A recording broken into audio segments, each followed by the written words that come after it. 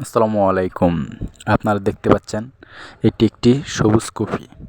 এটারও একটা নাম আছে, একটা জাত আছে। এই কফিটা খেতে অনেক সুস্বাদু, অনেক ভালো। এই কফিটির নাম বগুলি। এটাকে অনেকেই সবুজ কফি বলে থাকে। কফিটা খেতে অনেক সুস্বাদু এবং ভালো। কফিটার ওজন প্রায় 1 থেকে 1.5 কেজি হয়। কফিটা ছোট পরিবারের জন্য খেতেও ভালো ও সুস্বাদু হয়। পারফেক্ট মতো তরকারি হয়। এই জন্য এই কফিগুলো খেতে অনেক স্বাদ। আশা করি সবাই বুঝতে পারছেন। আর এখনের যে বিলাতিটা দেখতে পাচ্ছেন, কেউ এটাকে মিষ্টি কুমড়া বলে। এটারও একটা জাত রয়েছে। এটার জাতের নাম হচ্ছে থাইল্যান্ড ওয়ান্ট। জাতটা অনেক বেশি দরে ভালো হয় এবং বিলাতিগুলো মিষ্টি হয়। এটা আপনার ইচ্ছা করলে 2-3 পাহি এবং বিঘা জমিতেও লাগাতে পারেন। এটা আসলে ফলন অনেক ভালোই, আপনার ইচ্ছা করলে লাগাতে পারেন। এখন যে দেখতে পাচ্ছেন, এটা একটা বাঁধাকপি। এটারও একটা জাত রয়েছে। এটা এক জাত রয়েছে যে কপিটি একটু বড় হলেই ফেটে যায়, এবং কি আরেকটা আছে যে বড় হয়ে থাকবে কিন্তু কখনো ফাটবে না, বরং এটা বড় হতেই থাকবে, ওজনও বাড়তেই থাকবে। কপিটা গ্রাম অঞ্চলে অনেক ভালোই চলে, শহরেও অনেক ভালোই চলে। কপিগুলো খেতে খুবই সুস্বাদু।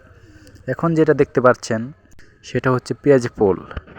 এই পেঁয়াজ থেকেই আমরা পেঁয়াজ খাই, পেঁয়াজ ফুল থেকেই।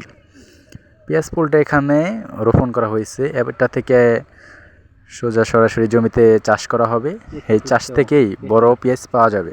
সেই চাষের পেঁয়াজই জমিতে থেকে উঠে নিয়ে বাজারে বিক্রি করা হয়। সেই পেঁয়াজগুলি আমরা খেয়ে থাকি। এটা দেখতে পাচ্ছেন পালং শাক। এই শাকটা খেতে অনেক সুস্বাদু এবং মজাদার হয়ে থাকে। এটা অনেক গ্রাম অঞ্চলেই হয়ে থাকে, দেখতে পাবেন। দেখেন চড়া ক্ষেতের মাঝখানে এক ভাই আর ভাবি মিলে কি যেন করতেছে।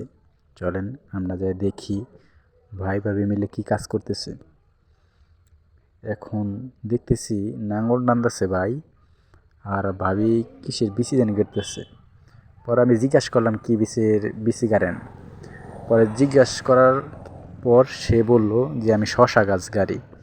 দেখেন ভাইয়েরা, শশা গাছ কীভাবে গাড়া হয়। এরপর থেকেই অনেক শশা ধরে এই গাছে অনেক ফল পাওয়া যায়। এই জাংলা দিবে এটাকে। আশা করি সবাই ভালো আছেন এবং ভিডিওটা অনেক ভালো হয়েছে। লাইক, কমেন্ট এবং কি সাবস্ক্রাইব করবেন। পরবর্তী ভিডিও করার জন্য আমাকে উৎসাহিত করবেন। আশা করি সবাই ভালো থাকবেন। আসসালামু আলাইকুম।